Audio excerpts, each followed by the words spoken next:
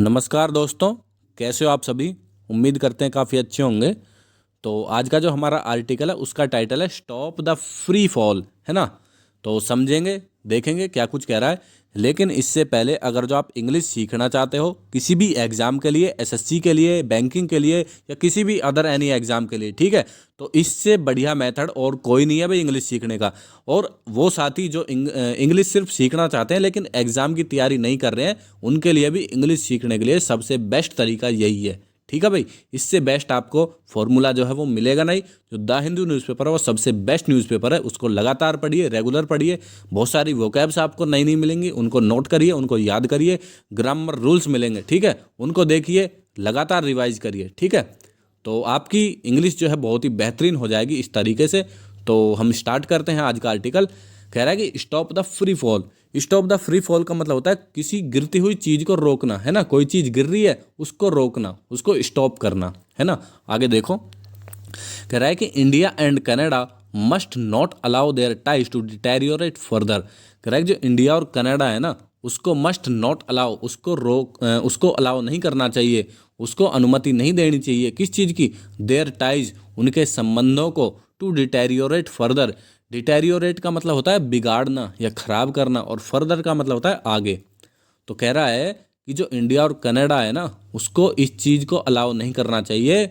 मतलब उसको जो है अपने संबंधों को और भी आगे जो है और भी ज़्यादा खराब नहीं करना चाहिए, ठीक है। आगे देखते हैं। कह रहा है कि the diplomatic row between India and Canada has as expected begun to impact people who have ties with both countries. समझेंगे भाई। कह रहा है कि जो द डिप्लोमेटिक रो, रो का मतलब अव्यवस्था कह सकते हो, है ना, एक टकराहट कह सकते हो। तो जो डिप्लोमेटिक टकराहट है ना, जो रणनीतिक टकराहट है किसके बीच? Between India and Canada, India और कनाडा के बीच। Has, as expected, as expected का मतलब है जैसा कि एक्सपेक्ट किया गया था। तो हैज़ बिगन, तो ये जो है शुरू हो गया है, टू इम्पैक्ट पीपल। बिगन का मतलब होता है शुरू हो जाना, है ना। तो ये शुरू हो गया है टू इम्पैक्ट, प्रभावित करना, है ना, किसी चीज को प्रभावित करना। इम्पैक्ट मतलब प्रभावित करना। तो प्रभावित करना जो है शुरू हो गया है पीपल, लोगों को, हु हैव टाइज। और कौन से पीपल? हु लगाकर बता रहा है कि वो पीपल हैव टाइज, जिनके संबंध हैं। टाइज मतलब संबंध, और संबंध किसके साथ है? With both countries. बोथ का मतलब होता है दोनों। तो कह रहा है कि दोनों देशों के साथ जिन लोगों के संबंध हैं, जो इंडिया और कनाडा के बीच में जो ये रो है, जो एक अड़चन है, इसने जो है उन लोगों को प्रभावित करना शुरू कर दिया है। ठीक है भाई, आगे देखो। कह रहा है कि the unusual manner in which Canada made public its understanding that Indian officials were somehow involved in the 2023 murder of Khalistan activist Hardeep Singh Nijjar has derailed bilateral relations. कह रहा है कि द अनयूजल मैनर, अनयूजल का मतलब होता है असामान्य, और मैनर का मतलब होता है व्यवहार।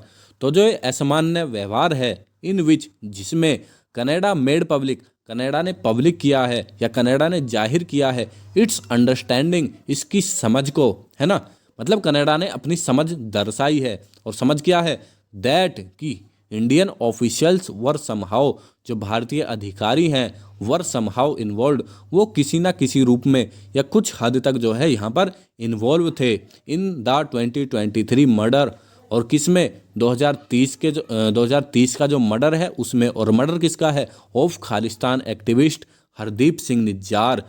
मर्डर किसका था? जो खालिस्तानी एक्टिविस्ट था हरदीप सिंह निज्जार, उसके मर्डर में जो है यहाँ पर भारतीय अधिकारी शामिल थे, ये मानना है कनाडा का। ठीक है। हैज ड्रेल्ड, है ना भाई, हैज ड्रेल्ड। अब देखना, ये जो मैनर है ना, मैनर, इसकी वर्ब है हैज ड्रेल्ड।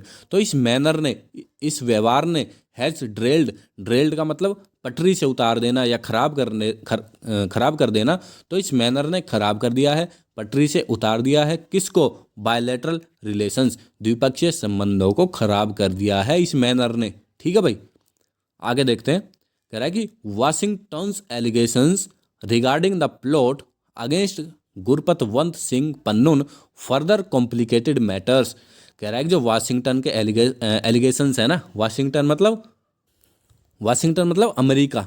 तो जो अमेरिका के एलिगेशंस हैं, है ना, यहाँ पर देखना वाशिंगटन में एपोस्ट्रोफी लगाकर एस लगा है, इसका मतलब होता है वाशिंगटन के, है ना। तो वाशिंगटन के जो आरोप हैं, जो अमेरिका के जो आरोप हैं रिगार्डिंग किसको लेकर, रिगार्डिंग द प्लॉट, उस षड्यंत्र को लेकर, अगेंस्ट, और षड्यंत्र किसके खिलाफ, अगेंस्ट गुरपतवंत सिंह पन्नून, गुरपतवंत सिंह पन्नून के खिलाफ जो षड्यंत्र किया गया, फर्दर कॉम्प्लिकेटेड मैटर्स, इसने और भी ज़्यादा जो है, फर्दर मतलब और भी ज़्यादा कॉम्प्लिकेट कर दिया मैटर्स को, है ना। कॉम्प्लिकेट मतलब जटिल बना दिया या बिगाड़ दिया मैटर्स, मुद्दे को, है ना। मतलब इसने बात को और भी ज़्यादा बिगाड़ दिया।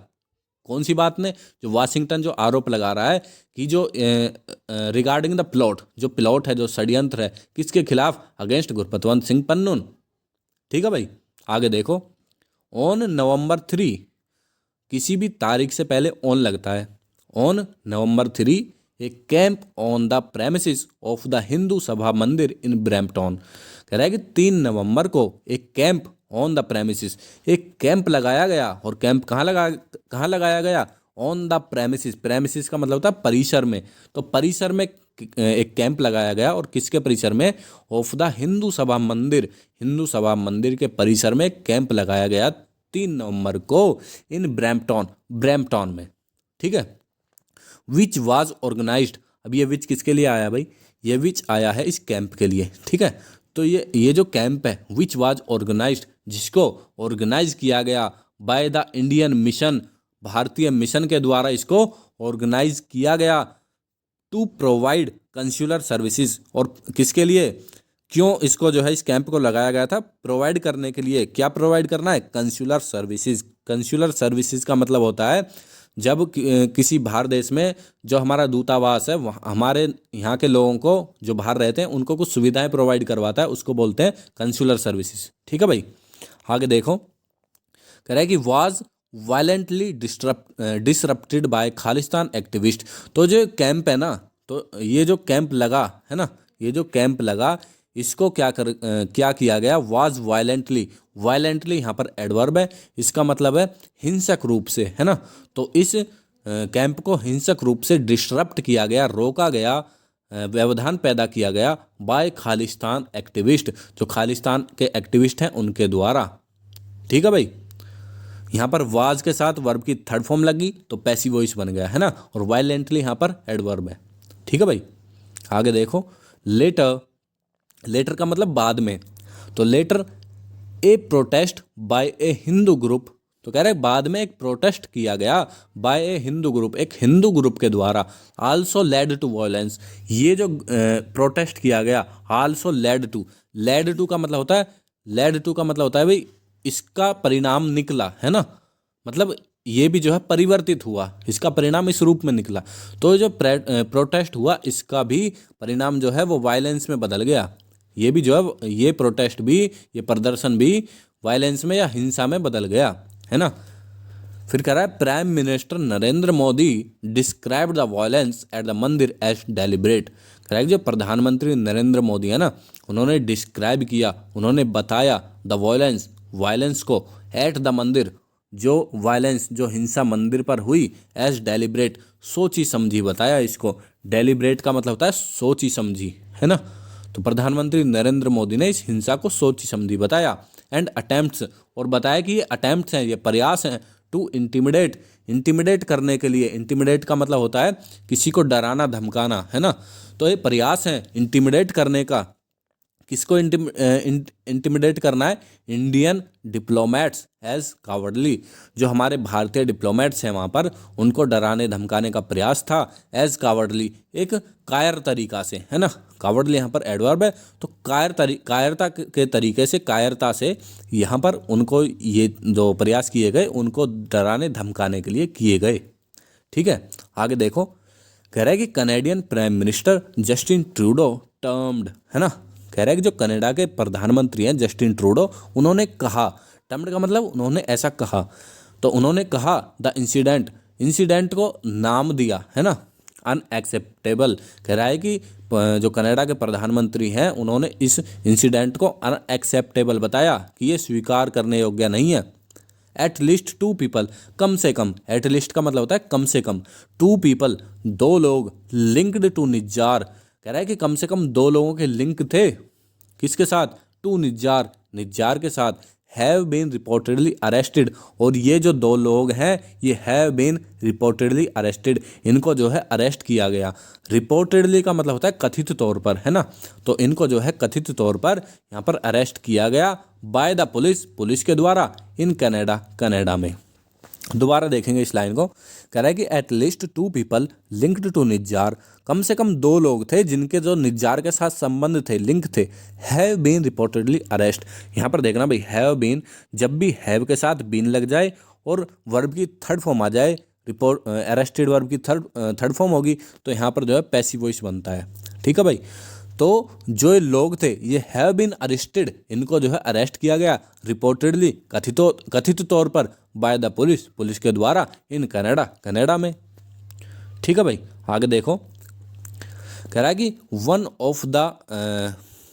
Of them is wanted in India, उनमें से एक, वन ऑफ दैम मतलब उनमें से एक, इज वांटेड, खतरनाक, मतलब खतरनाक घोषित किया गया है, वांटेड है कहाँ पर, इंडिया में, है ना, उनमें से एक जो है वो वांटेड है इंडिया के अंदर। An estimated 19 lakh people, an estimated मतलब लगभग, या ऐसा अनुमान है कि जो 19 लाख लोग हैं, और अबाउट, और लगभग 4% ऑफ कनाडाज पॉपुलेशन, और लगभग कनाडा की पॉपुलेशन का 4%, है ना, आर ऑफ इंडियन ओरिजिन, वो हैं आर, आर किसके लिए आया है, लोगों के लिए, है ना, तो ये लोग जो हैं आर ऑफ इंडियन ओरिजिन, ये भारतीय ओरिजिन के हैं। मतलब कह रहा है कि कनाडा की कम से कम 4% आबादी इंडियन ओरिजिन की है। मैनी ऑफ देम, उनमें से बहुत सारे, है ना, मैनी ऑफ देम मतलब उनमें से बहुत सारे, मेंटेन, वो कायम रखते हैं, वो बनाए रखती हैं, क्लोज टाइज, निकट संबंध, क्लोज टाइज मतलब निकट संबंध, तो उनमें से बहुत सारे जो है मेंटेन करके रखते हैं क्लोज टाइज को, निकट संबंधों को, विद इंडिया, इंडिया के साथ, एंड रिक्वायर, और रिक्वायर करते हैं, है ना, मतलब और उनको ज़रूरत है, वेरिड कंसुलर सर्विस, बहुत सारी, वेरिड मतलब तरह तरह की, है ना, तो बहुत सारी जो तरह तरह की कंसुलर सर्विसेज हैं। कंसुलर सर्विसेज मैंने आपको बताया, जो हमारे यहाँ के नागरिक जो हैं वह बाहर देश में रह रहे हैं, उनको अलग अलग तरह की जो सुविधाएं हमारे दूतावास के द्वारा वहाँ पर पहुँचाई जाती हैं, उनको बोलते हैं कंसुलर सर्विसेज। ठीक है, तो कह रहा है कि हमारे कनाडा में कम से कम 4% लोग जो हैं वो भारतीय ओरिजिन के हैं, और उनमें से बहुत सारों के जो है संबंध, निकट संबंध है इंडिया के साथ, और उनको जो है बहुत सारी कंसुलर सर्विसेज की यहाँ पर ज़रूरत पड़ती है। तो ठीक है भाई, आज के लिए इतना ही काफ़ी है, इसको यहीं पर ख़त्म करते हैं। बहुत सारे वर्ड्स आपको बता दिए, उनको नोट कर लेना, कल जब नेक्स्ट वीडियो हम लेकर के आएंगे तब तक उन चीज़ों को जो है रिवाइज कर लेना। ठीक है, तो मिलते हैं कल नेक्स्ट वीडियो के साथ, तब तक के लिए नमस्कार, जय हिंद।